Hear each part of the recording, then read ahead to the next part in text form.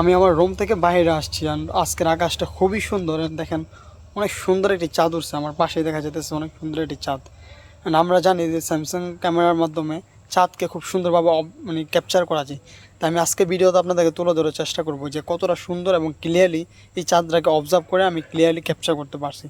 তা কথা না বাড়িয়ে দেখা যাক খাতা কলমে যে কতটুকু কার্যকরিতা স্যামসাংয়ের ক্যামেরা।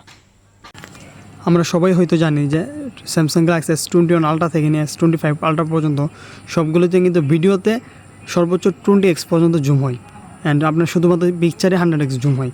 তা আমরা সর্বপ্রথম 20x দিয়ে মানে ভিডিওর জুম দিয়ে দেখবো যে ভিডিওতে এটা কতটা ক্লিয়ারলি আসে।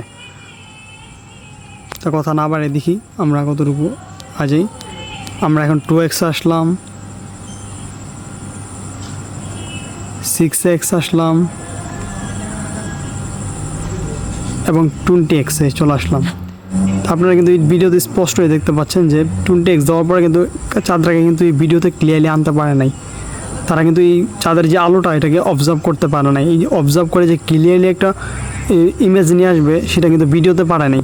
অ্যান্ড ভিডিওতে এটা টোটালি ফেল, যে এটা চাঁদটাকে খুব ভালোভাবে অবজার্ভ করে ক্লিয়ারলি ক্যাপচার করতে পারে নাই। তার মানে ভিডিওতে স্যামসাং গ্যালাক্সি S21 আলট্রা থেকে নিয়ে S25 আলট্রা সবগুলো ক্যামেরাই ফেল।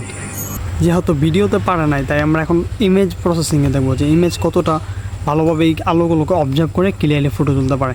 যেহেতু সরাসরি ইমেজ তোলার সিস্টেম নেই তাই আমি আমার ফোনের যে স্ক্যান রেকর্ড অন করছি এখন আপনাদেরকে দেখাবো, দেন ছবিগুলো আপনাদের মাঝে তুলে ধরবো, তাহলে ইজিলি বুঝতে পারবেন। তো আমরা এখন 1x-এ আসি অ্যান্ড আস্তে আস্তে আমরা প্রপারভাবে দিব। অ্যান্ড 10x আপনারা দেখতে পাচ্ছেন যে আলোর কারণে কিন্তু এটা ক্লিয়ারলি এখনও আসতেছে না। তারপর আমরা যাব 30x অ্যান্ড 30x-এ যাওয়ার পরে যেটা দেখা যায় যে আলোটাকে কিন্তু খুব সুন্দরভাবে ক্লিয়ারলি অবজার্ভ করে একটা ক্লিয়ার ইমেজ কিন্তু আমাদের সামনে দিয়েছে। অ্যান্ড যখন আমি 30x জুম করে কিছু পিকচার নেই, পিকচারগুলো দেখে আমি একবারে সারপ্রাইজ, জাস্ট অসাধারণ ছিল যেটা আপনারা এই ভিডিওতে দেখতেছেন। আমি যখন ইমেজগুলো নিচ্ছি জাস্ট হাই কোয়ালিটি রেজলিউশনের এই পিকচারগুলো আমাকে মুগ্ধ করছে।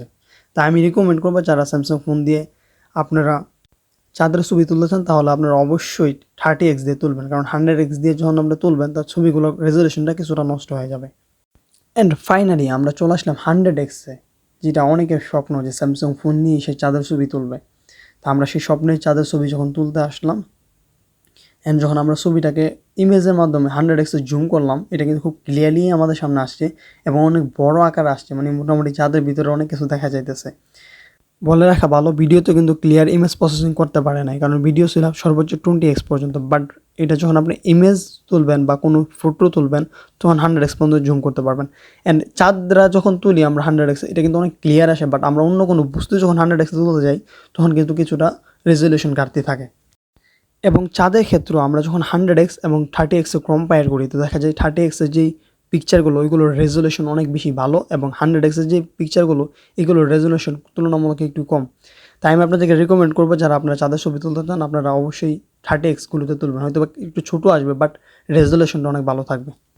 এই ছিল আজকের ভিডিও, আশা করি ভিডিওটি ভালো লাগবে। আপনাদের যদি মোবাইল সম্পর্কে কোনো তথ্য জানতে চান বা মোবাইলের কোনো সেটিং সম্পর্কে কিছু জানতে চান অবশ্যই আমাকে কমেন্ট বক্সে জানাবেন, আমি পরবর্তীতে ভিডিও নিয়ে আসবো ইনশাআল্লাহ। সকলে সুস্থ থাকুন, ভালো থাকুন এই কামনাই করি। আল্লাহ হাফেজ।